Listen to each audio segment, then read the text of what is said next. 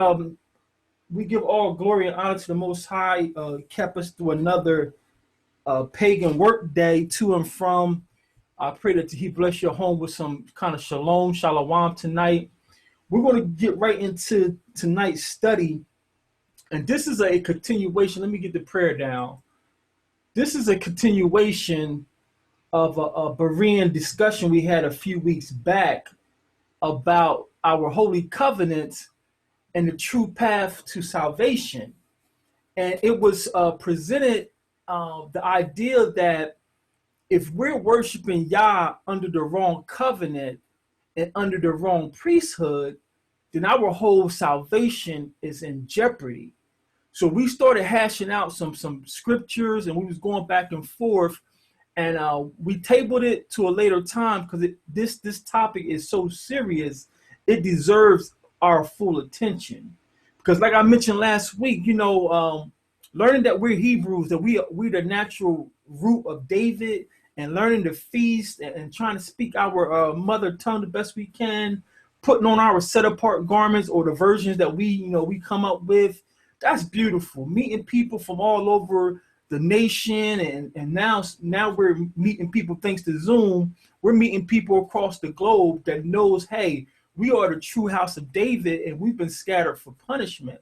All this is beautiful, meeting people, gathering, having the feast. But if we lose our salvation, if we're on the wrong path to salvation, then all that stuff we've been learning is for nothing, because the end game is to get back to Zion. And for us, Mount Zion is home base. Like y'all remember playing freeze tag as a kid, you had to get back to base before you get tagged or you're it. Well, for us Israelites, Mount Zion is home base. So we can make it to the wilderness and still not make it back home. That's right. Because I read somewhere that in the wilderness, Messiah is going to purge out the rebels, and they're going to be no more. So that means it's going to be these really, pardon my language, it's going to be some of these Brody Israelites puffed up with their fringes and their head wraps and carrying their staffs, and they're going to be bucking up against the one who came to get us. And Messiah is going to say, depart from me, you're out of here. So even if we make it to the wilderness, family, stay humble, because that's not home base. That's where the Messiah is going to retrain us and get us on one accord. We ain't going to have to worry about if my fringes are right, if I'm pronouncing words right, if my calendar is with your calendar. All that's going to be done because we're going to have the master teacher back. But family, if we're on the wrong path of salvation, if we're worshiping Yah under the wrong covenant, that's a serious thing we got to take a look at. So last week we broke it down in portions, and we just addressed the position that was offered that we can't worship Yah truly under the Mosaic covenant because the temple's gone, and then we don't have any set apart true Levites to offer burnt offerings. So last week we took a look at that, and I believe we did a good job showing that we didn't have a temple in our nation even before Abraham. From Adam to Solomon was 35 generations. So we got 34 generations who didn't have a temple. So you want me to believe that Yah didn't get no true worship from none of our elders until Solomon built the temple? That don't line up with the book. And then the second half of that position is we can't worship Yah under the Mosaic covenant because the Levites are not here to offer burnt offerings, and Yah requires a burnt sacrifice. So when we took a look at that with Berean eyes, King David himself says, sacrifice you desire not, else I would give it. Mm-hmm. So King David himself knew by his walk with the Most High, he knew the Most High could care less about a burnt calf or a burnt goat. The Most High want obedience in a contrite heart. Then we took it a step further and showed that according to Jubilees, the Garden of Eden is the holies of holies.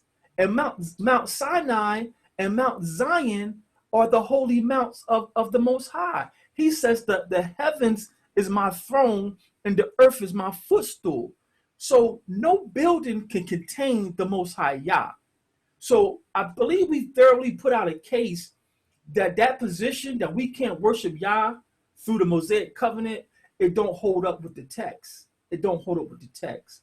So tonight, Yah willing, I want to get through the second part of the position that was offered, that King David sort of inherited the priesthood, and that's why we have to be under the Davidic priesthood to worship Yah now, because Yeshua is the son of David, and if Yeshua is our high priest right now, then we have to go through the Davidic covenant, because David set up the temple and David set up the priesthood, so to speak. So that led to people say we must be under the Davidic covenant.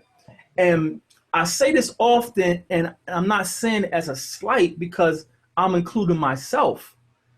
We have a lot of Christianity in us, and a lot of the Christian topics are now starting to permeate through the Israelite community. So this notion that David was like a messianic parable of the Messiah becoming, or Judah taking over the priesthood, that notion or that, I say doctrine for lack of a better word, that doctrine has been inside the Christian circles for a long time.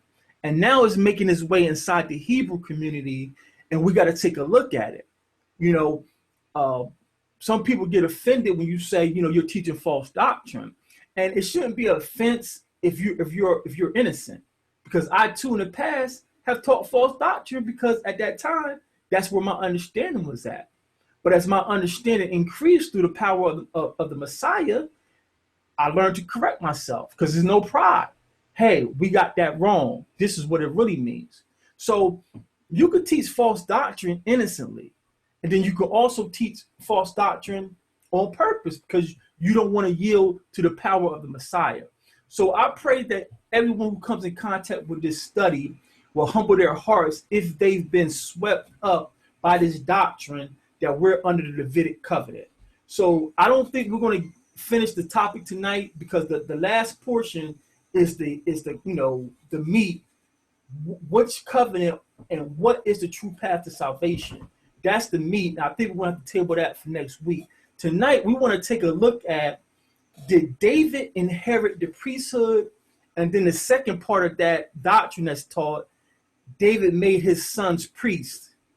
So just so we're all on the same page, tonight we're going to focus on, did King David inherit the priesthood?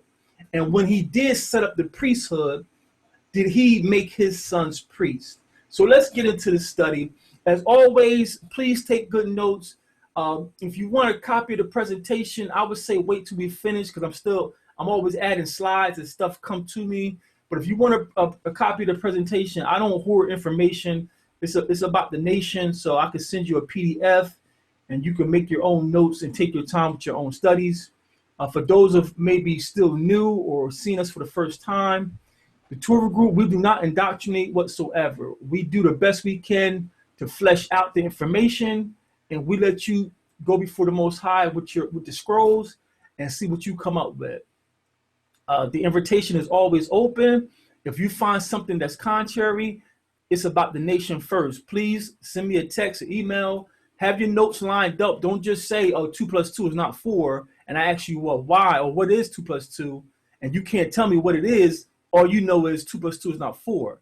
That's uneducated. That's irresponsible. If you have a counter, get your notes together and present it, because it's for the nation. It's not about the Torah Group. It's not about Brother Obadiah. It's about the Hebrew Israelite nation. So let's get into this.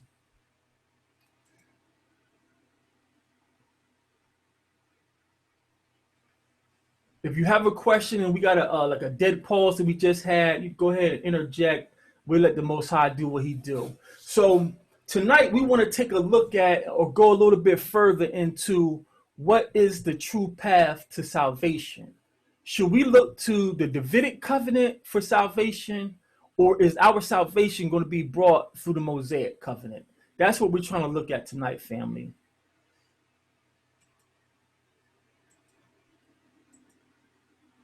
So the position was offered that when King David came into power, he pretty much set up the priesthood. And when he was doing that, he was acting as a messianic parable or prophecy for the Messiah. And then they say he also made his sons to be priests, and which also further alludes to, according to this doctrine, that King David was acting as a sort of, precursor for Messiah being our high priest. So that's what we're trying to flesh out tonight. We're going to use our culture, our scrolls, to try to flesh this out.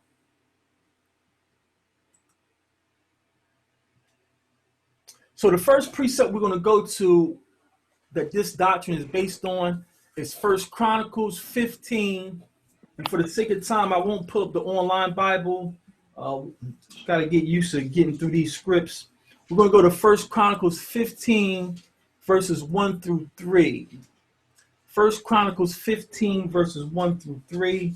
I try to slow down so everyone that's stationary can stay with us.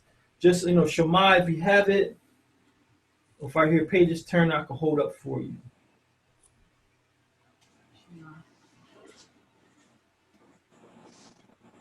My.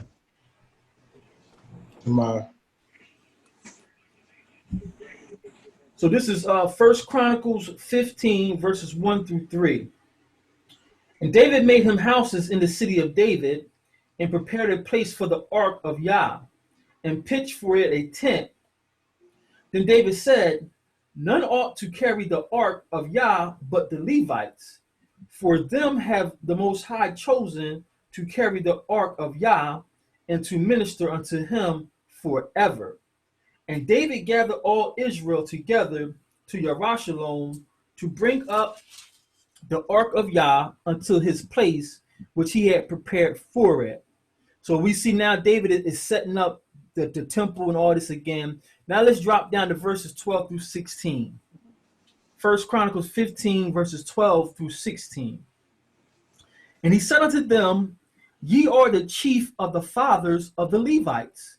Sanctify yourself, both ye and your brethren, that ye may bring up the ark of YAH, Elohim of Yasharallah, unto the place that I have prepared for it. Verse 13. For because ye did it not at the first, the Most High YAH made a breach upon us, for that we sought him not after the due order. So the priests and the Levites sanctified themselves to bring up the ark of YAH, Elohim of Yasharallah. Verse 15. And the children of the Levites bear the ark of YAH upon their shoulders with staves thereon, as Moses commanded according to the word of the Most High.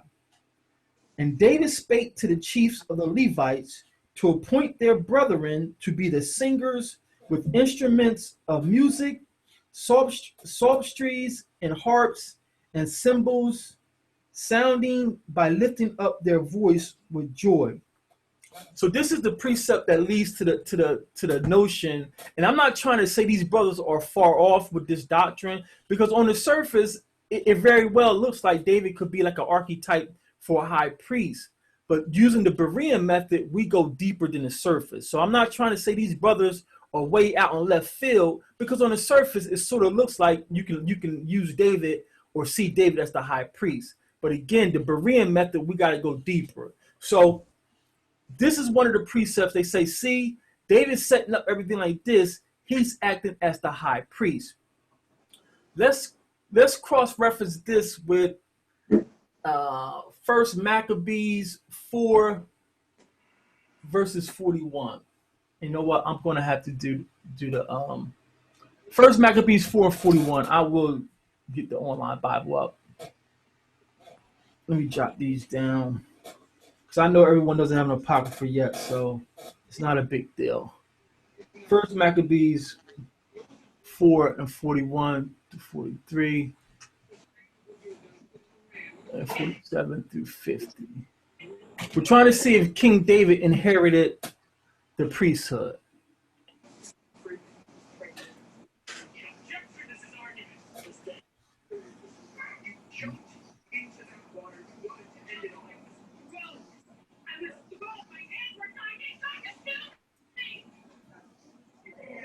Let me mute your background, y'all. I'm gonna mute everybody. If you wanted to say speak, just unmute yourself.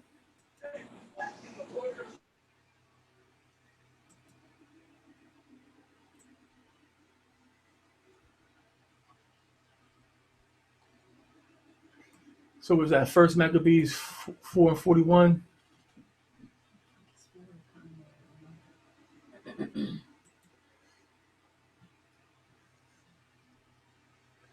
We're trying to see if King David inherited the priesthood when he became king.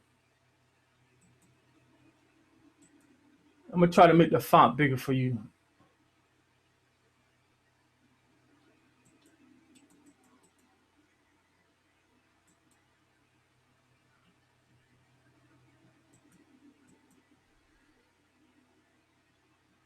So this is First Maccabees 4, and we're going to go down to verse 41. I just want to point something out here. First Maccabees 4 and 41. Then Judas appointed certain men to fight against those that were in the fortress until he had cleansed the sanctuary. So he chose priests of blameless conversation, such as had pleasure in the law, who cleansed the sanctuary and bear out the defiled stones into an unclean place. And when as they consulted what to do with the altar of burnt offerings, which was profane, they thought it best to pull it down, lest it should be a reproach unto them, because the heathen had defiled it. Wherefore they pulled it down.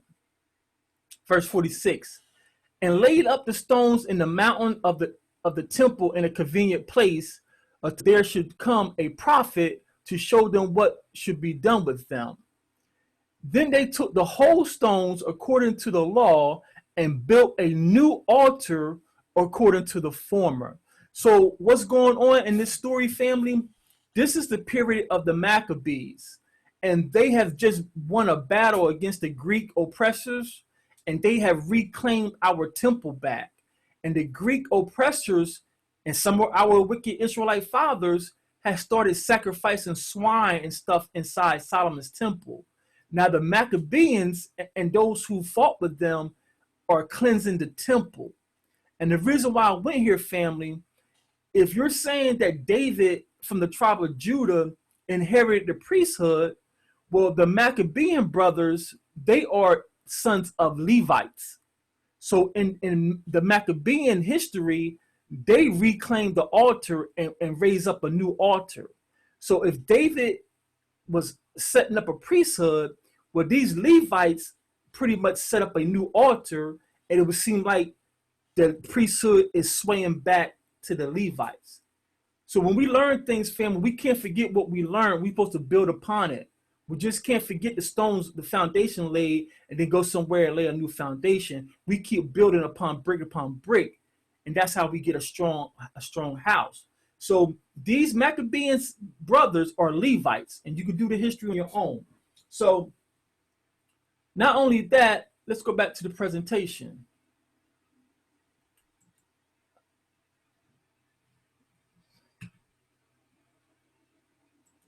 We got some more Israelite history to go over. And this is how we flesh out the truth.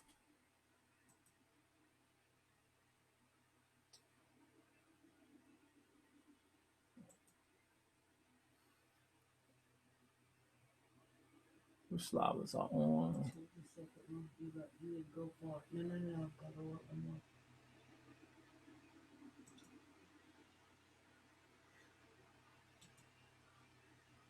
All right, here we go. So we can see already the notion that King David inherited the priesthood is on shaky ground. But let's go a step further and let's get the other reference that led some of the brothers to believe that King David inherited the priesthood. And this is coming from Sirach. This is coming from Sirach 45, better known as Ecclesiasticus. So let's flesh this out.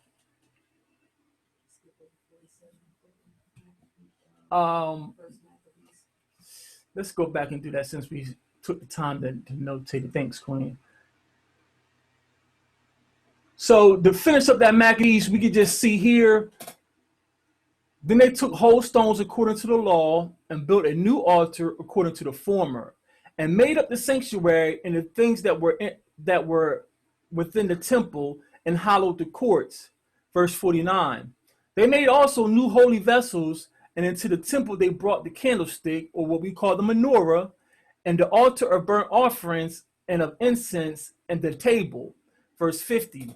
And upon the altar they burnt incense, and the lamps that were upon the candlestick they lighted, that they might give light in the temple. And we know this light is a metaphor for the Messiah. So again, pointing out that the Levites during the Maccabean period are the ones who stood up and stood for the law of Moses and said, we will not sacrifice to no Greek idol. And they fought with a little bit of people they had, and Yah was with them, and they reclaimed the temple. But the point I want you to focus on is the brothers, the Maccabean brothers, are Levites. They are Levites. So now let's go to Sirach chapter 45.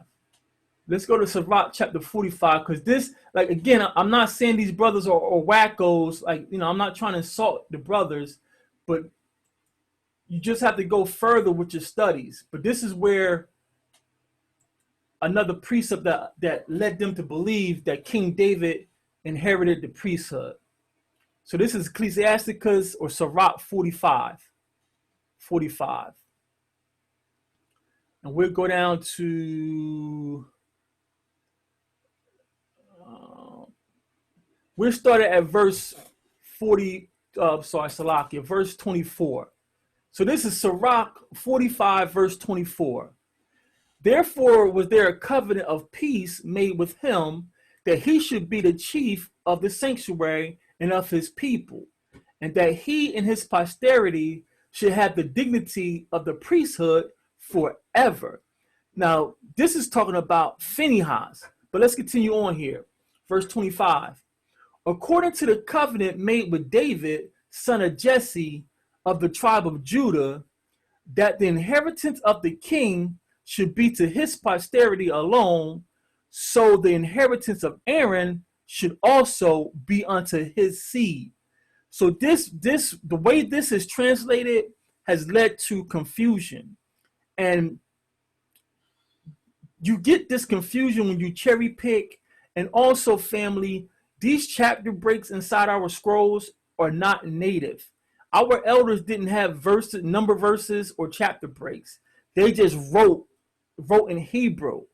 Now, all praises for the chapter breaks and the verse numbering, but because we're Greek students, we're raised inside Greek schools, our mind thinks at the end of the chapter, it's the end of the thought. But sometimes these authors didn't write everything in one day. They'll put the scroll up until Yah comes back with some more stuff, or until they get time with their chores and continue writing. So when you think that, when you cherry pick a verse and you see a chapter break and you think, oh, that's the conclusion of the matter, sometimes you can be led astray. So what this chapter is doing, family, this chapter is running down great patriarchs in our nation. And it doesn't start with this chapter. Sometimes you got to go back to the beginning of the book just to find out what's going on, because things get confusing with the names and the sons of sons. So from Sirach 44 all the way to Sirach 50, this elder is reciting the great patriarchs that Yah blessed with favor. And he starts off, with, which one? He starts off verse 16 with Enoch. Enoch pleased Yah. Then he goes to Noah. Then he goes to Abraham. So when we get over the chapter, you see Isaac here. Isaac did he establish likewise. Do you see our father Jacob? So when you get over to chapter 45, and if you just cherry pick that one verse, it may seem like they are saying that David inherited Levi's inheritance. According to the covenant made with David, son of Jesse, of the tribe of Judah, that the inheritance of the king should be to his posterity alone, so the inheritance of Aaron should also be unto his seed. So again, I'm not trying to say they're out there because this does read as such. But let's compare this version with the Septuagint. Let's compare this with another copy of the same text. Now, I'm going to get Sirach in the Septuagint and watch how it reads so much better. And mind you, if you're not familiar with the Septuagint is 1,000 years older than the Masoretic, and those priests didn't have a reason to taint the scrolls, and they also was under the authority of the Sanhedrin. If I can get it to come over. So this is the same chapter, but this is based off the Septuagint, the 70. So just so you can see, this is Sirach chapter 45, and you see the LXX, that's for 70, letting you know it's a Septuagint. So let's go down to the same verse in this translation, Sirach 45 and 24. Let me try to make it bigger for y'all.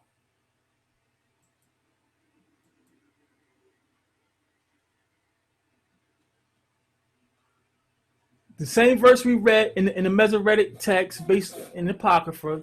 Here's a better translation. Therefore was there a covenant of peace made with him, that he should be the chief of the sanctuary and of his people, and that he and his posterity should have the dignity of the priesthood forever. Verse 25. According to the covenant made with David, son of Jesse of the tribe of Judah, that the inheritance of the king should be to his posterity alone, so the inheritance of Aaron should also be unto his seed. So this is making it more clear that the priesthood should be to Aaron's seed, not that the priesthood is going to David's seed. So sometimes these translations, you got to check the publisher, you got to check the ones who writing it, what agenda did they have? So David wasn't inheriting the priesthood. David wasn't inheriting the priesthood. This verse is just saying, just like Yah made a covenant with David that his son should rule over Judah, he also made a covenant with Aaron that his sons and their posterity should keep the priesthood. That's what the verse is saying in a better text. And let's go back to the presentation. While we're in the pause, that actually reads the same. You saying it reads the same? Yeah. Okay. All right. So we'll hold on. We'll be patient. We'll be patient. Let me get this off the screen. But even simple English, you can see that there's a difference with that. I guess it's called a semicolon. I ain't that much on English. All the signs and everything, but there's a break there. So when it says so, yeah, it's the inheritance to Aaron. We've changed the topic now from the priesthood from the kingship to the priesthood. Yes. So even the Masoretic to me read the same thing. I didn't see it as it was saying David is going to inherit Levi's portion, but some brothers have interpreted that. So to me, they both read the same, and I guess that's what you're saying. Yeah. So just for the others who may not be on with us, I'm gonna read it. I'm gonna read this one again in the Septuagint, and then I'm gonna put the Masoretic back up. It says, according to the covenant made with David, son of Jesse of the tribe of Judah, that the inheritance of the king should be to his posterity alone, so the inheritance of Aaron should also be unto his seed. So the way me and Brother Ira is reading this is that the inheritance of Aaron should be to his seed. His seed is referring to Aaron. But some of the brothers are reading that the inheritance of Aaron should also be to his seed. His seed is referring to David. That's what we're trying to point out, family. And let's get it back in the Masoretic text so you can see it in the Masoretic.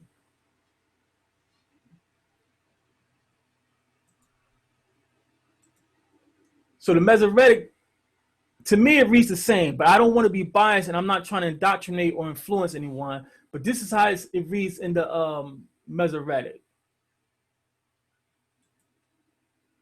And me and Brother Ira, we're saying we see the same thing in both versions, but some brothers are seeing something different. So It here it is. actually reads. Say it again. You was going in and out. It actually reads the same. So there's no change in words. So here it is in the Masoretic. Therefore was there a covenant of peace made with him.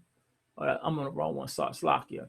According to the covenant made with David, son of Jesse, of the tribe of Judah, that the inheritance of the king should be to his posterity alone, so the inheritance of Aaron should also be unto his seed. So again, to me, it's reading the same, but some brothers using this verse, to me, I was seeing that the Septuagint to me had a little bit more clarity, but I was saying he see the same thing. He see the same thing. So I don't know if y'all, again, we all got different understandings and different perceptions. To me, both of them read the same thing. Neither one is saying that David got Aaron's inheritance. This is saying that the inheritance of Aaron should be to his seed, Aaron's seed. But the brothers took it to say, see, this is saying that David inherited Aaron's seed. And it's not saying that. But it's not saying. When things get convoluted like this, or if everything's get convoluted, we go back to what we had in the beginning. So now let's go to the presentation again, and let's see if we can make some sense of this. I didn't need that. So let's see if we can make some sense of this by the book.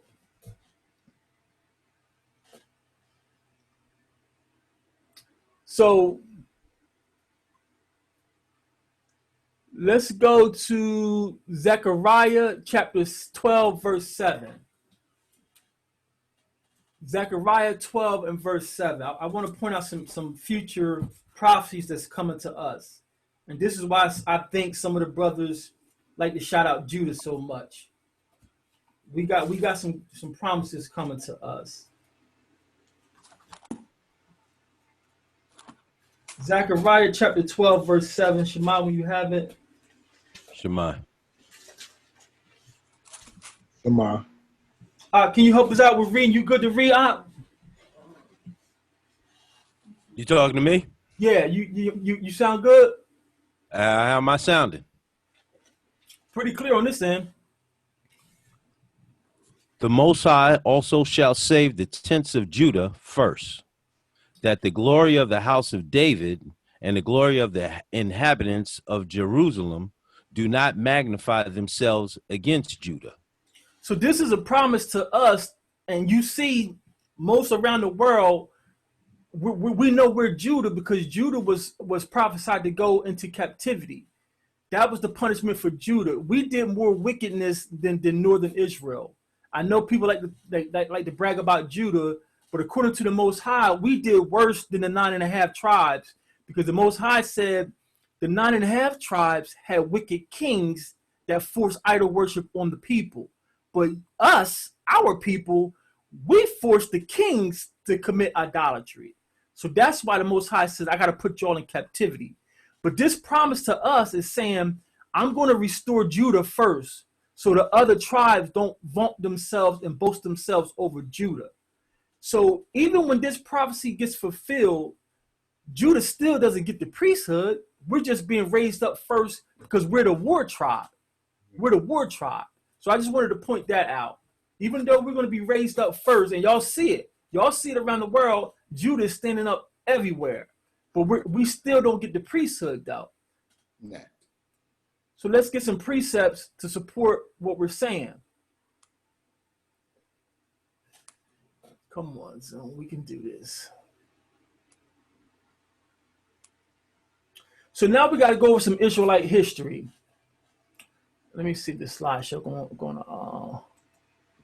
So let's go to 1 Samuel chapter 8, verses 4 to 5. 1 Samuel chapter 8, verses 4 to 5. Because just like the Christians are lost because they don't know Israelite history, when we forget it or don't learn it, we get tripped up also. And that's how we can get swept into false doctrine. Whether it be innocent or not, it's false doctrine. 1 Samuel chapter 8, verses 4 to 5. Shema, when you have it. Shema. Can you read for us, please? Then all the elders of Israel gathered themselves together and came to Samuel unto Ramah, and said unto him, Behold, thou art old, and thy sons walk not in thy ways. Now make us a king to judge us like all the nations. So this is where we just broke the Most High heart. The Israelites are saying, Samuel, you're old and your sons are wicked. Give us a king like the rest of the nations. And just since we're here, let's read it. Can you go down to just continue verse 6 through 7? But the thing displeased Samuel when they said, Give us a king to judge us. And Samuel prayed unto the Lord, and the Lord said unto Samuel, Hearken unto the voice of the people in all that they say unto thee. For they have not rejected thee, but they have rejected me, that I should not reign over them, according to all the works which they have done since the day that I brought them up out of Egypt, even unto this day, wherewith they have forsaken me and served other gods, so do they also unto thee. So we broke the Most High heart. The Most High says, I didn't put nobody over Israel because I'm their prince. I'm their ruler. Look to me for everything. You want some food, you're going to get a job, and the Most High just says, ask me for it. You told me I need a house, and you're going into debt. The Most High just said, ask me for it. So when we ask for a king to be like the other nations, we broke the Most High heart. But the point I want to bring out, family, they're asking Samuel, give us a king. Let's go over to 1 Chronicles 6 and 16 and find out who Samuel is. 1 Chronicles 6 and 16. Let's find out who Samuel, what tribe he belongs to. Let's find out what tribe Samuel belongs to. 1 Chronicles 6 and 16. We're walking down some Israelite history. 1 Chronicles 6 and 16. And we're going to run it down to verse 28 if you don't mind. God. The sons of Levi, Gershom, Kohath, Merari, I guess, and these be the names of the sons of Gershom, Libni and Shimei, and the sons of Kohath were Amram, Izhar, Hebron, and Uziel. The sons of Merari and Mali and Mushi, and these are the families of the Levites according to their fathers. Mm-hmm. Of Gershom, Libni, or Libni, his son Jahath, his son Zimma, his son Joah, his son Idu, his son Zerah, his son Jeat Erah, his son, the sons of Kohath, Amminadab, his son, Korah, his son, Asa, his son, Elkanai, his son, and Eba Asaph, his son, and Asa, his son. Tahath, his son, Uriel, his son, Uzziah, his son, and Shaul, his son. And the sons of Elkanah are Amasai and Ahamath. As for Elkanah, the sons of Elkanah, Zophai, or Zophai, his son, and Nahath, his son. Eliab, his son, Jeroham, his son, Elkanah his son, and the sons of Samuel, the firstborn, Vashni, and Abiah. Hallelujah. You did a great job. Samuel is a Levite. Samuel is a Levite. So the first person to establish this kingship in Israel was the Levites. So David is not establishing no priesthood. He's a king, but he was set up by the Levites. In our nation family, everything runs through the Levites. The Levites have a higher position than the kings. All the kings run everything through the Levites. So this notion that David inherited the priesthood is straight backwards. The kingship was set up by a Levite. That's why you got to be Bereans family, and you can't be tossed to and fro with the latest new fad of doctrine out there. These brothers are puffing themselves up, creating their brand ministries, saying things with conviction and authoritative, and everything is so ultra deep and looking for deeper meanings in the stuff. Our way of life is very simple. The Most High told us to teach his ways to our sons. So everything is simple. The Most High made a covenant with us, and he told us if we keep his covenant, we will be blessed, highly favored, and above all. Everything he gave us to do is plain in the open. It's on the surface. Samuel is a Levite, and he's the first one who set up the kingship in Israel. There's no way King David inherited the priesthood. But let's go on. Let's do some more digging. Let's go over to 1 Samuel chapter 2. 1 Samuel chapter 2.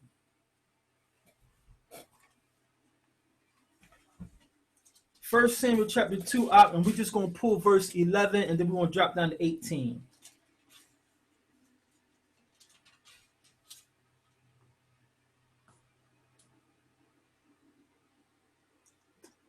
God. Shema? That's 2 and 11, right? Come. And she vowed a vow and said, O Lord of hosts, if thou will indeed look on the affliction of thy handmaid. Where you at? 1 Samuel. 2:11. I'm in 1. I'm sorry. Okay.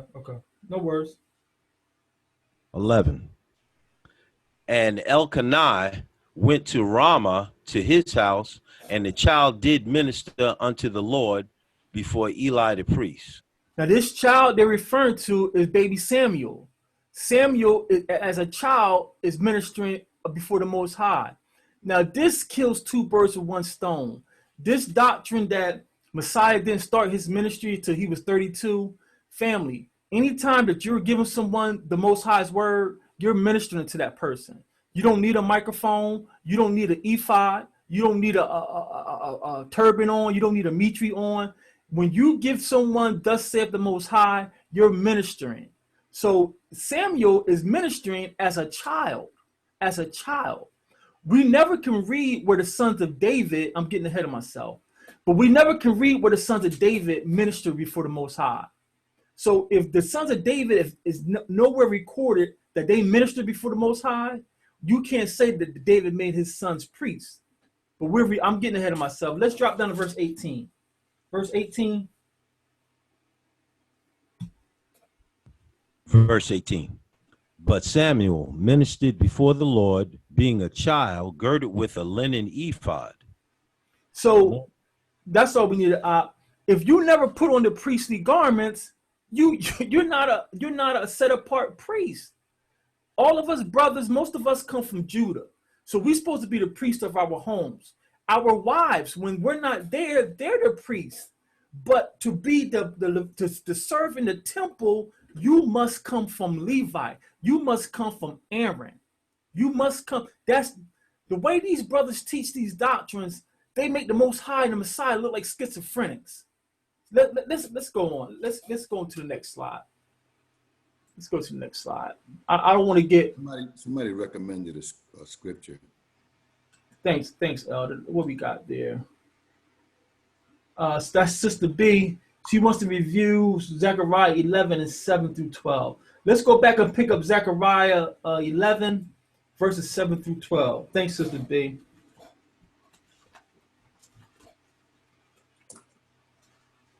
Zechariah 11, verses 7 through 12.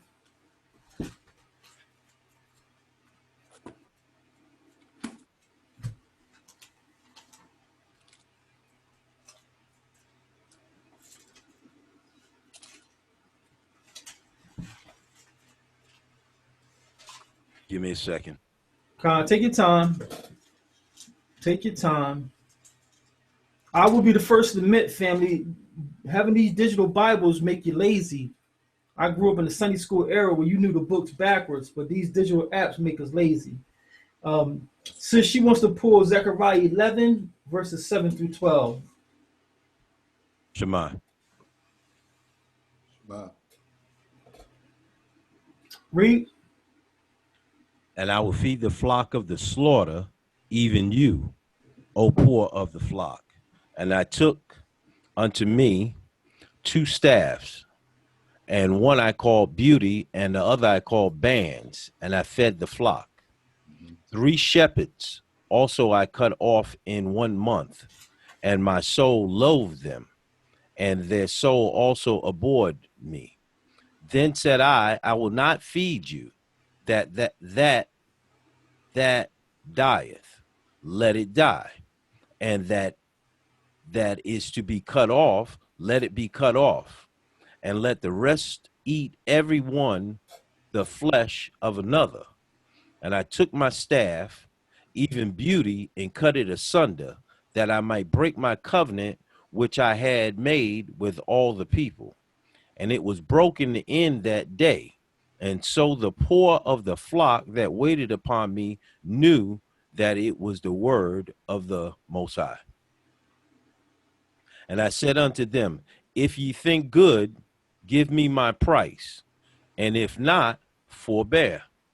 So they weighed for my price 30 pieces of silver. All And praises. So I think that's all she wanted. Verses, let me double check. 7 through 12. She said 7 through 12. So that's all she wanted. So Sister B, what this is pronouncing upon us, this is the Most High pronouncing punishment, because we kept giving him, so to speak, our behinds to kiss. So he's saying, now I'm about to break y'all up. Beauty, the 2 staffs is northern Israel and southern Israel, or Judah. He says, now I'm about to break y'all apart, and I'm gonna feed y'all to the slaughter, meaning I'm gonna let these other nations come in and devour y'all. And then that last part, pay me my price, that's messianic. He knew once that covenant was broke, that was going to usher in the Messiah. He already had a way that the Messiah was going to have to come in and repair the breach. That's why that's one of the main things we missed in Christianity. Messiah wasn't paying for our sins forever, because that don't agree with the text. In Ezekiel, when the Messiah comes back, the Levitical priesthood is set back up, and they're offering sin sacrifice. But in Christianity, they tell us what Jesus paid it all. The part they missed is Yeshua was performing the divorce laws. The Most High can't remarry us while we're still married under that old covenant. So the Messiah came back starting the process. He didn't finish the process yet. So that's one thing we miss. They tell us, oh, Jesus paid for all my sins. But we see when he comes back, the priests are still sacrificing for sins. So the Messiah came to repair the breach, so the Most High can marry us again like he did on Mount Sinai. We can go deeper into that at another time. I want to stay on. Answer her last question. She got That has nothing to do with the Mosaic Covenant. But that's the Mosaic Covenant has a lot of moving parts, and part of the Mosaic Covenant was the divorce laws. So when a woman strayed from her husband and went and married another man, coming back to that man, our land is defiled. So that's why you get I believe it's in Isaiah or Jeremiah. He says, and Hosea says it beautifully. He says, you have played the harlot. The Most High is telling us, y'all played the harlot going under every green tree with all these idols. So him staying married to us, he says, I'm married to the backslider. So this is part of the Mosaic covenant, because part of the Mosaic covenant, we had divorce laws and uncleanness laws. So our nation, the 12 tribes, we have played the harlot to the Most High. So that's why he had to send the son to repair that breach, and he can marry us again with a better contract, with a better covenant. Again, it's a lot of moving parts to it. We can get into it at another study. I like to stay on topic tonight, but that's a good question. Thanks for asking, sis. But that is part of the Mosaic covenant. So far, we can see that King David didn't inherit the priesthood. King David was put, or the kingship was started in Israel by a Levite. Now, another one of the precepts that leads the brothers to think that Judah or the Jews took the priesthood is Genesis 49:10. So let's go to Genesis 49:10. I want to bring a couple things out. In Genesis 49:10. We're going to read it in the Masoretic text first. And again, like I said, I'm not throwing rocks. The brothers, I can see where this can lead to the doctrine that Judah took the priesthood and Messiah being a messianic high priest. I can see the pieces are there. But again, that's why you have to be a Berean and go beneath the surface sometimes. You have to be patient and put precept upon precept. So I'm not saying these brothers are way off and wacky. If you just skim the text, okay, it's there. But let's go deeper. This is Genesis 49:10. Shema. Shema.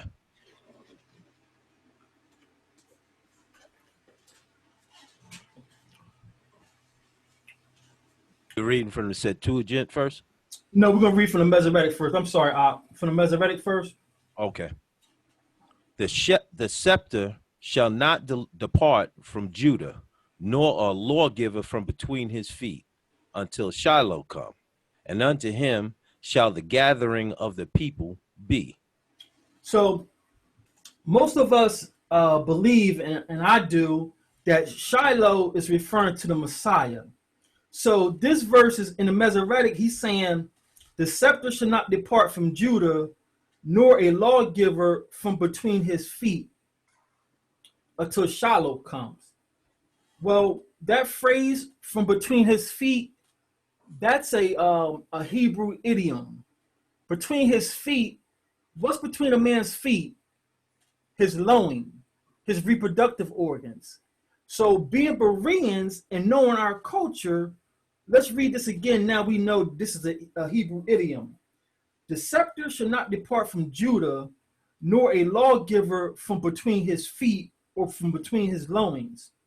Now, being a Berean, I would ask, when did Judah ever have any lawgivers? The law came from Moses, and Moses is a Levite. And y'all know, Salaki, y'all know I'm not saying Moses gave us the law. We know the Most High gave us the law, but for Christianity purposes, the law came through the Levites. When did Judah ever give birth to a Levite? So to a Berean, this text is very fishy. But then it continues on and gets even worse. The scepter should not depart from Judah, nor a lawgiver from between his feet until Shiloh come. And now Shiloh, we know Shiloh, Shalom, Shalom, that's referring to the Messiah. He's the King of Peace, right? Well, what tribe is Messiah from, y'all? Judah. That'd be Judah. He's from Judah. So what are you talking about? The scepter ain't going to depart until Messiah come. From Judah to Messiah come. Messiah is from Judah. So that's why I'm teaching y'all, and I hope I'm not rushing your growth. I'm teaching you how to read these texts critically. You just can't accept everything that's written in front of you because, like I said last week, we're dealing with fragments, we're dealing with translations, and these Masoretic priests were not messianic. They hated Messiah. So they had, I'm finding so many texts from these Masoretic priests that's been corrupted. And like I told you before, mainstream Christianity, the seminary teacher is going to tell you, yeah, but it changed the minor. It's still the same text. That's a lie. That's a lie. Anytime you change the Most High's name from Yah to Lord, you change my father's name to Baal, and tell me that's minor? That's not minor. That's not minor. He tells us to call on me when you get in trouble, and his name is in the scrolls more than 7,000 times. But you change his name to Lord and God, Canaanite deities, and you tell me, oh, that's just minor? No. How many of you would allow your lover to call you by their past lover's name? The Most High don't want to hear you calling him God and Lord.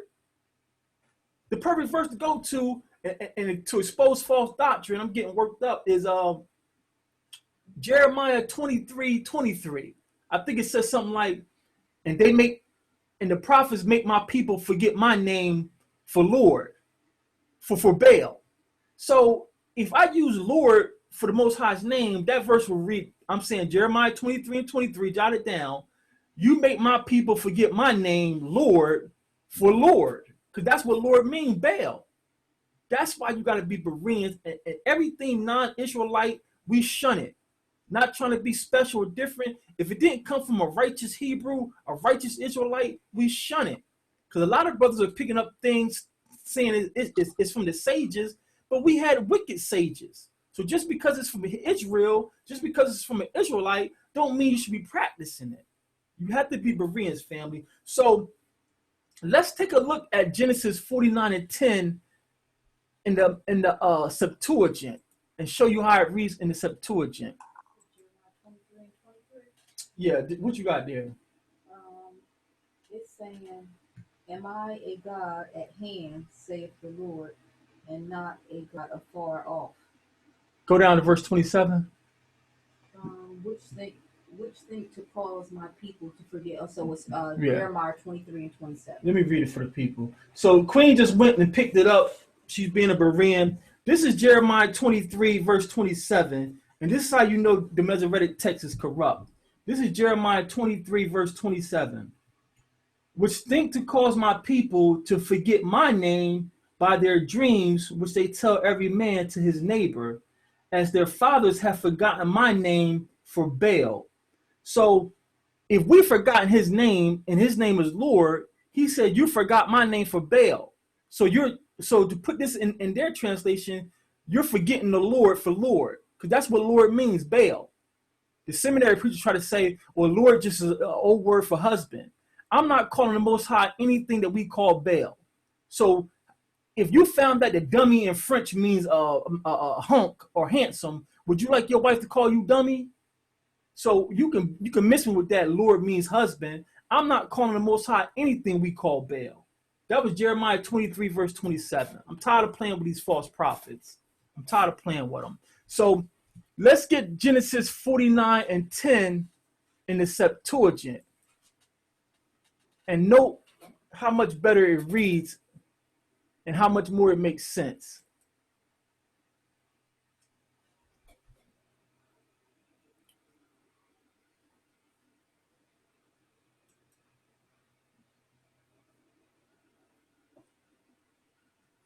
I think what time we working with?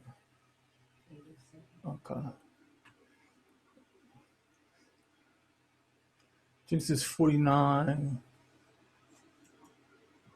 Now, mind you, the Septuagint is 1,000 years older than the Masoretic, and it was translated by righteous priests who had to answer to the Sanhedrin, versus the Masoretic text that was written well after the Sanhedrin was tore down. They had no one to answer to.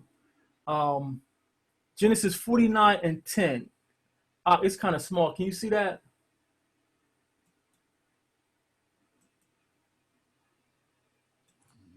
Yeah, I can see it.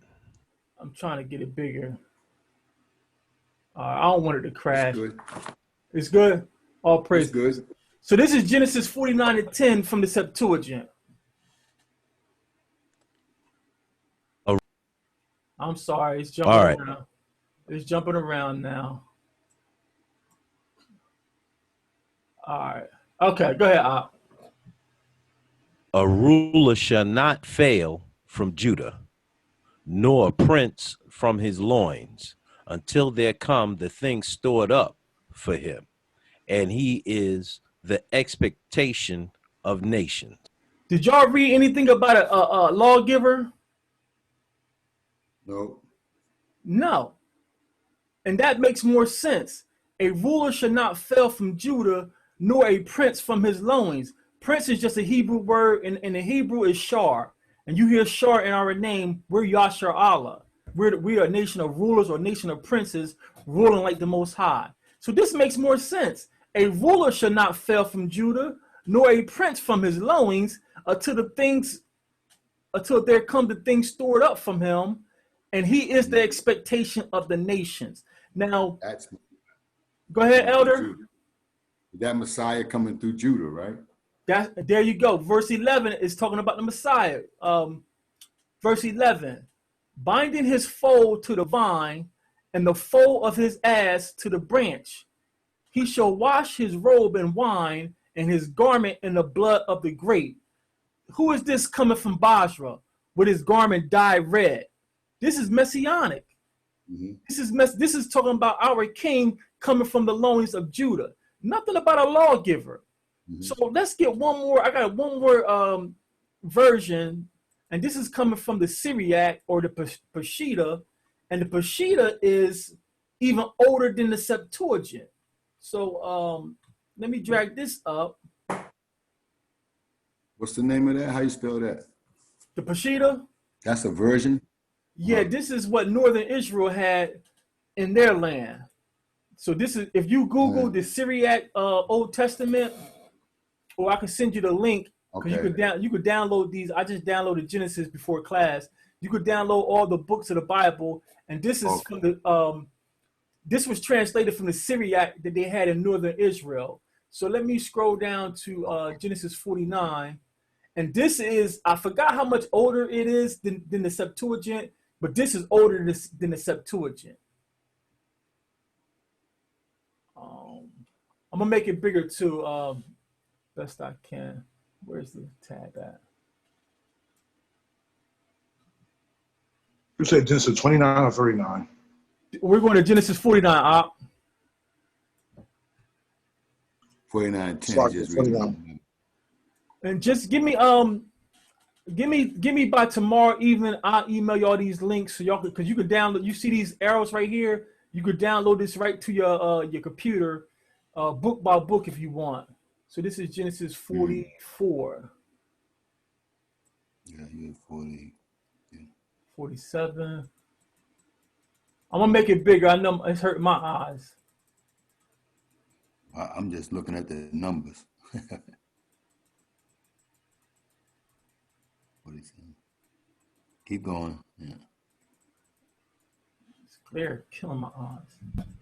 We have 47, 22. Going. Keep going. 47. Oh, it's a lot of verses. 47, 38. You still got a ways to go. 49. That's 49. Okay. 49. Let me make it big so y'all can know I'm not making stuff up. There's 10.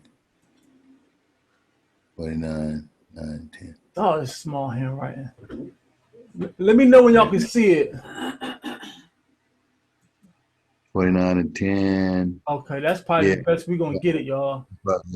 There you go. That's it right there. Can y'all read it? I can read it.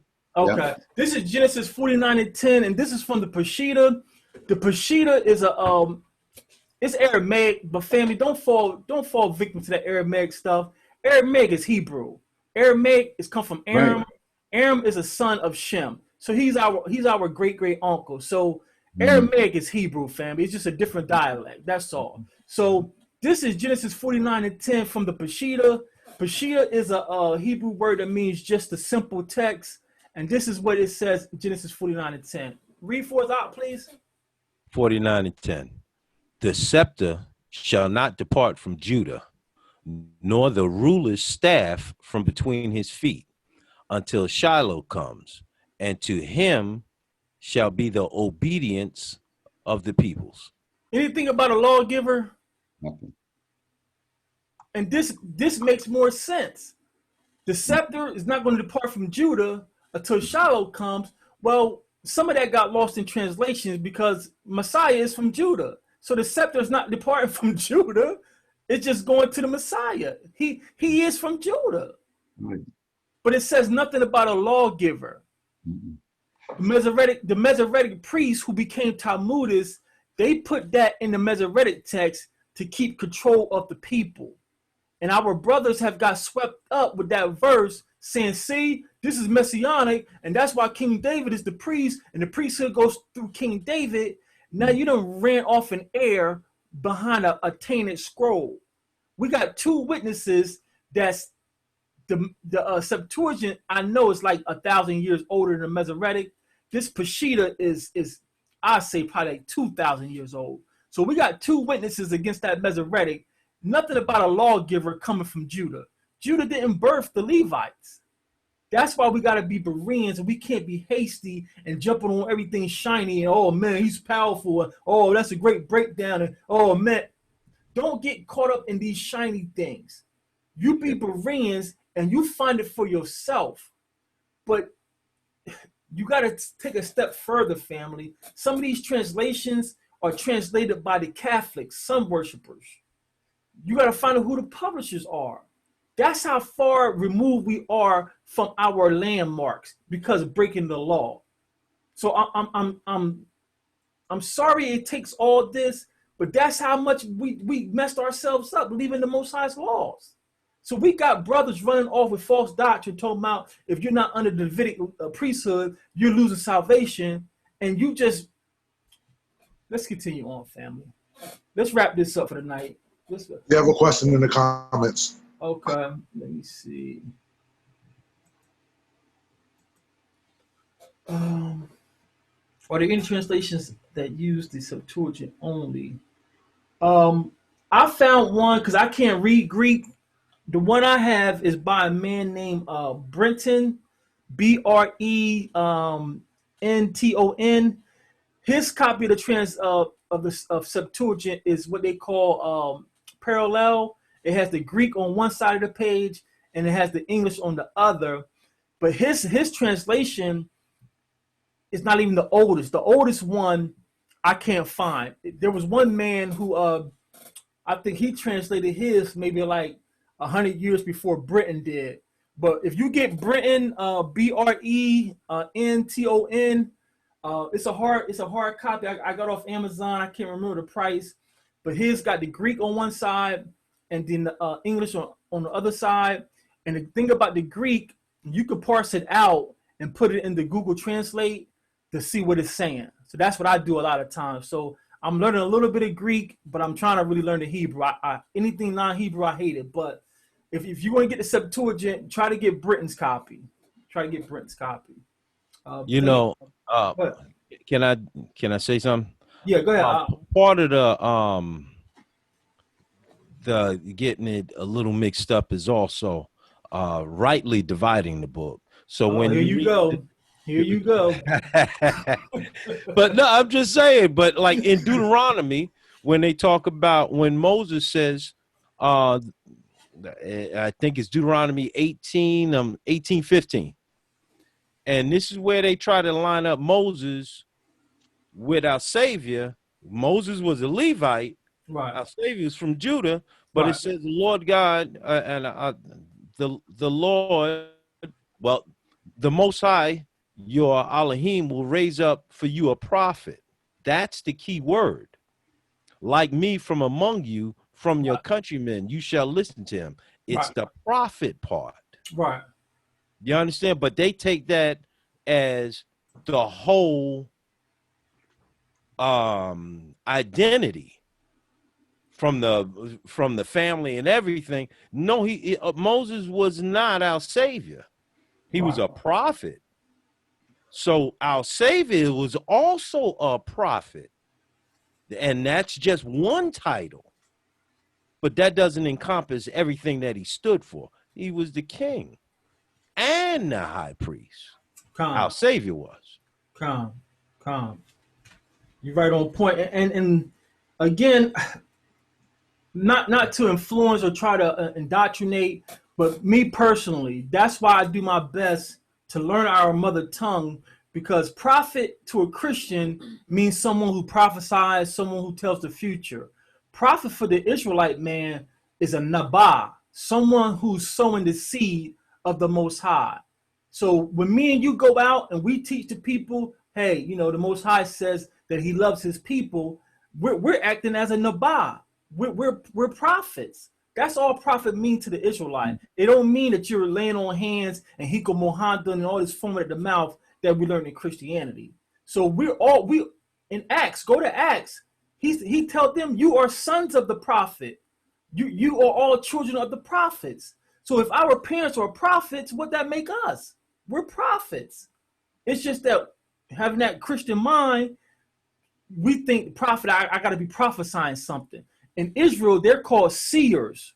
So no, we don't have, well, I don't have the gift to see, but when we teach this word, thus saith the Most High, in context, we are prophets. Yeah. So everybody in our nation, sisters included, are prophets.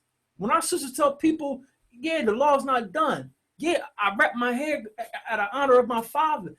They're being prophets. Anyway, let's try to wrap. Thanks for that, brother. Let's try to go ahead. Eyes for others to see.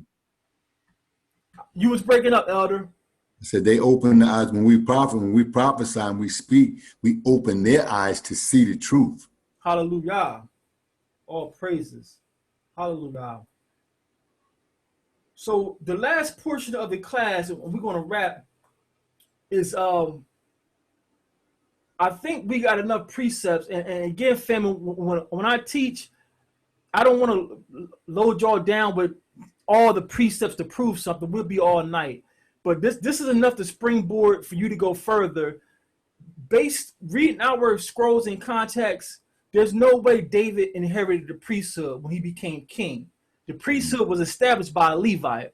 Now, the second portion, they say, David made his sons priests. So let's pick this up in 2 Samuel 8. I'm going to try to go a little bit faster because I want to have time for Q&A. 2 Samuel, oh, Sister B, where can I find the name YAH? Sister B, go to Psalm 68. Yep. Psalm 68 and 4. 2 Samuel 8. So let's see if David made his sons priests. 2 Samuel 8, and we just take it down from verses 15 through 18. Shema. And David reigned over all Israel, and David executed judgment and justice unto all his people. And Joab, the son of Zeruiah, was over the host, and Jehoshaphat, the son of Ahilud, was recorder. And Zadok, the son of Ahitub, and Ahimelech, and the son of Abiathar, were the priests. Mm-hmm. And Zeruiah, Zeruiah was the scribe. Mm-hmm. And Benaniah, the son of Jehoiada, was over both the Cherethites and the Pelethites, and David's sons were chief rulers. So they take this verse and say, see, David made his sons chief rulers. He made them priests. That's not priest. That's not priest because Zadok is right there. Mm-hmm. Zadok is keeping the line of Levi going. So that don't make sense that David made his sons priests when it puts Zadok right there. So what did David do when he made his sons chief men? Let's cross-reference this with 1 Chronicles 18 and 7. 1 Chronicles 18 and 7. We got to put our Bereans hat on. 1 Chronicles 18 and 7. We're trying to help our family. We're trying to help the nation. This false doctrine got to fall. 1 Chronicles 18, 7. Shema 17, I'm sorry. 17? 18, 17. 18, 17. And Benaiah, the son of Jehoiada, was over the Cherethites and the Pelethites, and the sons of David were chief about the king. So this says it a little bit better. They were chief about the king. But what does chief about the king really means? Chief about the king. Let's go to 1 Samuel 20. 1 Samuel 20. This is how you got to walk it down, family. I know it's a lot of turning, but when you're under false doctrine, you're under attack. This is how you got to do the enemy. 1 Samuel chapter 20, and we're going to read 27 to 29. I think this is our last slide, so we're good.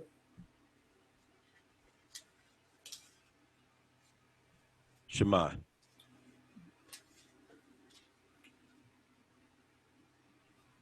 Read. And it came to pass on the morrow, which was the second day of the month, that David's place was empty. And Saul said unto Jonathan his son, Wherefore cometh not the son of Jesse to meat, neither yesterday nor today? And Jonathan answered Saul, David earnestly asked leave of me to go to Bethlehem. David did what? And David earnestly asked leave of me to go to Bethlehem. Read on.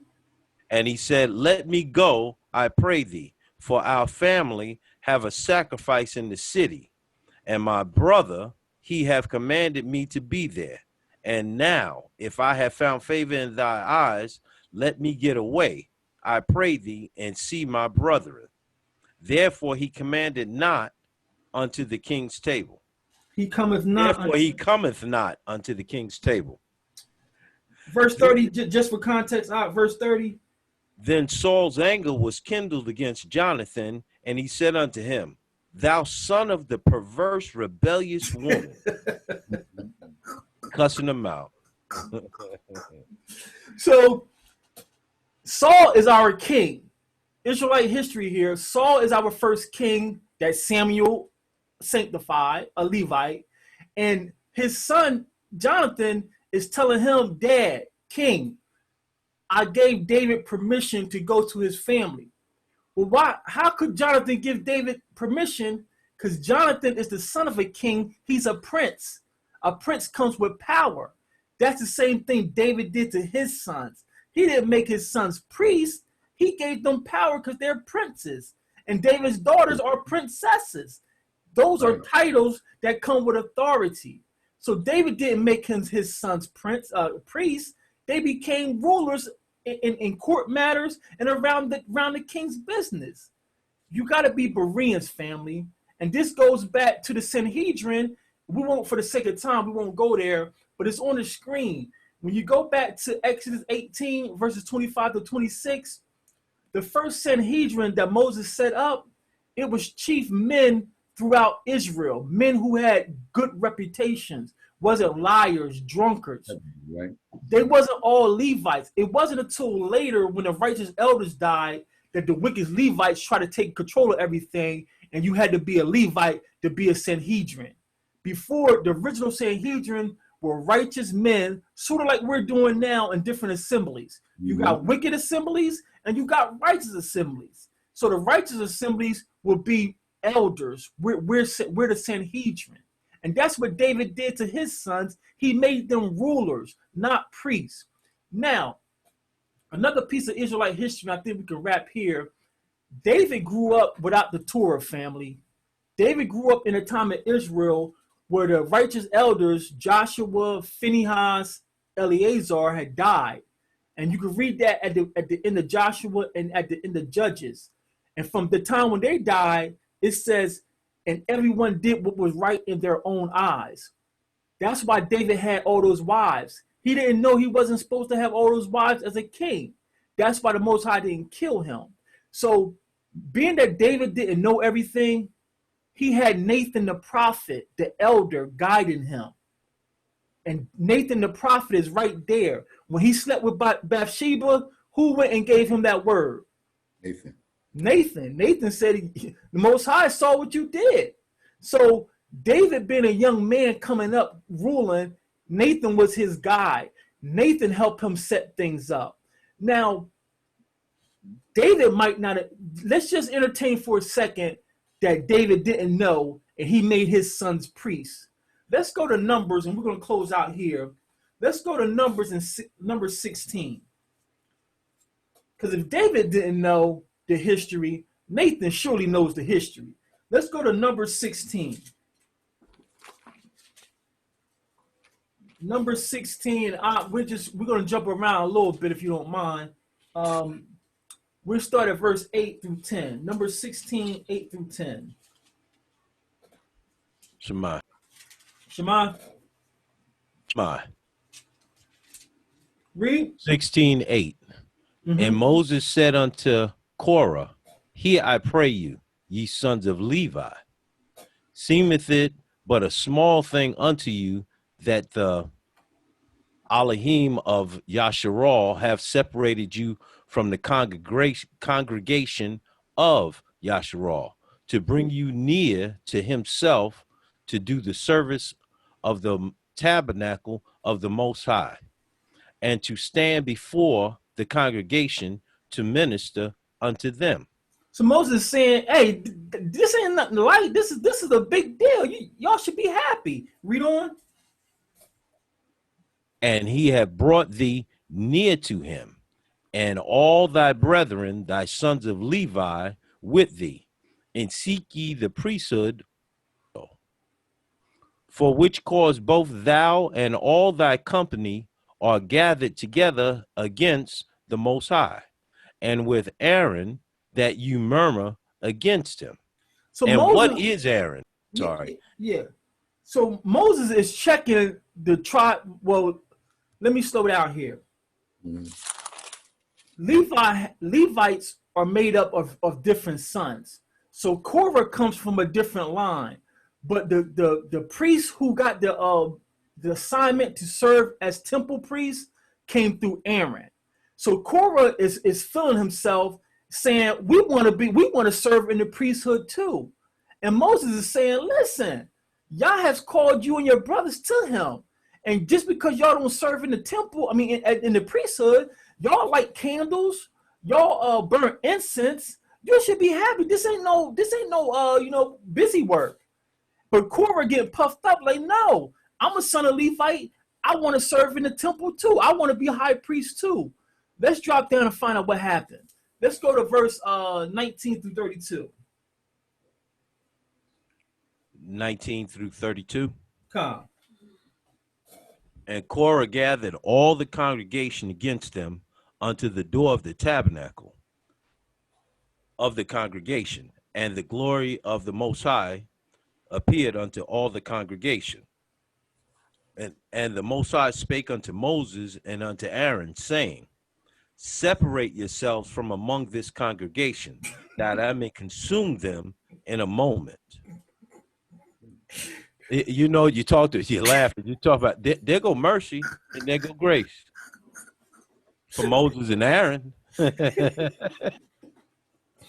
I'm sorry. And they fell upon their faces and said, O Elohim, the Elohim of the spirits of all flesh, shall one man sin, and wilt thou be wroth with all the congregation? Now they want mercy. And the Most High spake unto Moses, saying, speak unto the congregation, saying, get you up from about the tabernacle of Korah, Dathan, and Abiram. Yeah, that's what I say. And Moses rose up and went unto Dathan and Abiram, and the elders of Yasharal followed him. And he spake unto the congregation, saying, depart, I pray you, from the tents of these wicked men, and touch nothing of theirs, lest ye be consumed in all their sins. So they gat up from the tabernacle of Korah, Dathan, and Abiram on every side, and Dathan and Abiram came out and stood in the door of their tents, and their wives and their sons and their little children. And Moses said, hereby ye shall know that the Most High have sent me to do all these works, for I have not done them of my own mind. Hallelujah. If these men die the common death of all men, or if they be visited after the visitation of all men, then the Most High have not sent me. So Moses just said, if they die of old age, natural cause, like all our fathers, then the Most High didn't send me. I'm false. Go ahead. But if the Most High make a new thing, and the earth open her mouth and swallow them up with all that appertain unto them, and they go down quick into the pit, then ye shall understand that these men have provoked the Most High. And it came to pass, as he had made an end of speaking all these words, that the ground clave asunder that was under them. And the earth opened her mouth and swallowed them up, and their houses, and all the men that appertained unto Korah, and all their goods.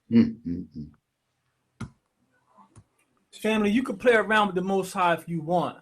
So David was young. David might not have known this history, but Nathan the prophet definitely knew the history. You think Nathan ain't gonna tell him what's gonna happen if he elects to make his sons priests, and they're not even from Levite? Nathan wouldn't let that go down. And you got to remember what I think Paul wrote. All these things were written for our examples. He told those people, don't touch that ark. These brothers were trying to do a good work. The ark wobbling, it's not funny, but the ark wobbling, this brother goes, I got to save the ark. And the Most High killed him. So if David got uppity or didn't know the law and was going to make his sons priests, Nathan would have stepped in and said, no, don't do that. So I think we got one more slide, and we ain't got to do all of these. Let's go to 1 Chronicles 15 and 2. 1 Chronicles 15 and 2. We ain't going to do all of these. 1 Chronicles 15 and 2. You know what? Where we just reading from before that? Go ahead, Op. What you got?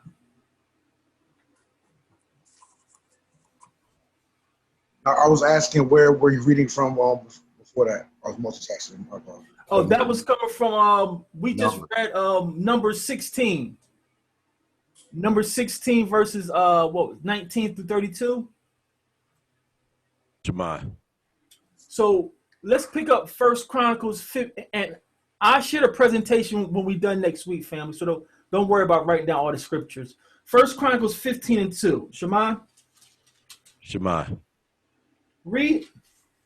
Then David said, none ought to carry the ark of the Most High, but the Levites. For them have the Most High chosen to carry the ark of Elohim, and to minister unto him forever. How long up? Oh, that's forever. So David knew. David ain't about to make his sons no priest. But you get these brothers puffed up and lean into their own understanding. Now you done called the Most High a liar. You got to be very careful, family, who you lend your ear to. Because you could end up like Korah in all his house. Be very careful who you run. These brothers talking about we're going to sacrifice a trespass offering, and we're going to have multiple wives and all this strange. That's what's going to get these people killed. If you're trying to offer anything for your trespasses or sins, you're disrespecting the Messiah. You about to put hellfire on your whole house and everybody at that meeting with you. Let's just get two more, and we'll open it up for Q&A. Let's get Deuteronomy 18 verses 5 through 6. Deuteronomy 18 verses 5 through 6. David knew who was supposed to have the priesthood. He's not going to make his sons priests. Deuteronomy 18 verses 5 through 6. Shema.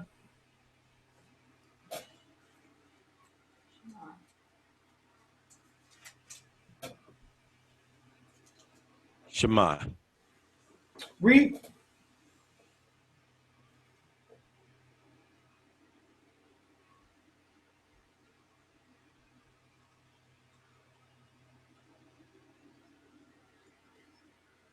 We lose you out. You there? You must have went out. So this is Deuteronomy 18 verses 5 through 6. No, I'm still here. Oh, okay. Sorry about that. Said 5, right? Yeah, 5 through 6. For the Most High, thy Elohim, have chosen him out of all thy tribes to stand to minister in the name of the Most High, him and his sons forever. And if a Levite come from any of thy gates out of all Yasharal, where he sojourned, and come with all the desire of his mind unto the place which the Most High shall choose, then he shall minister in the name of the Most High, his Elohim, as all his brethren, the Levites, do, which stand there, Go ahead, you can finish it up. which stand there before the Lord, before the Most High. So again, you see it's saying the Levites are the ministers forever. And what this is saying, the Levites don't have a land. They don't have a land to hold on to. Like we're from Judah. But it's saying anywhere a Levite wants to live, y'all supposed to honor him because he's going before the Most High for us. So if a Levite comes inside Judah, Ephraim, Manasseh, we supposed to honor him, give him some good land, and take care of him because he's going to be our minister. He's going to offer up the sacrifices. Nowhere is David's sons mentioned as being the priest forever. And then we'll finish this up with just a few questions. And remember, we ask questions just to spike the senses to thinking. So who baptized Messiah, family? John. What tribe was John from? Yukonon. Yeah, he was a Levi. He was a Levite. Mm-hmm. So if you're saying David inherited the priesthood, why didn't one of the sons of David baptize Messiah? Mm-hmm. Let's take it one step further. Revelation 11. Who measured the new temple? When he says measure the temple, leave the outer court outside, who was doing that? That was your Yukonon, wasn't it? That was Yahukanan. That was Yachanan, a Levite. So again, the very last book we got, or very last record, I should say, Revelations, a Levite is doing the ministering of the Levite. No sons of David is nowhere performing the priesthood. And then, future tense that hasn't come yet, when the Messiah returns and gather us, who's going to be serving in the temple as our priest? Ezekiel 44:15, the Zadokites, the sons of Zadok, because the Most High says, when the rest of the Levites turned their back on me and went to idol worship, the sons of Zadok stayed with me. They're the reason why we got the Qumran scrolls, family. So when Messiah returns, who is the son of David, and he reestablishes order for us, no sons of David serves in the temple, but the Zadokites who are Levites. So family, with all this evidence, there's no way David inherited the priesthood. There's no way he made his sons priests. If you find something contrary, please forward me the information. I will take a look at it. And again, I will retract. This is not about a man. This is about the nation. With that, next week, y'all willing, if he don't come get us, I'm praying he come get us. Next week, we're going to wrap this up with the path to salvation, because that's what it's all about. What path should we be on to be saved from all our sins and from these nations?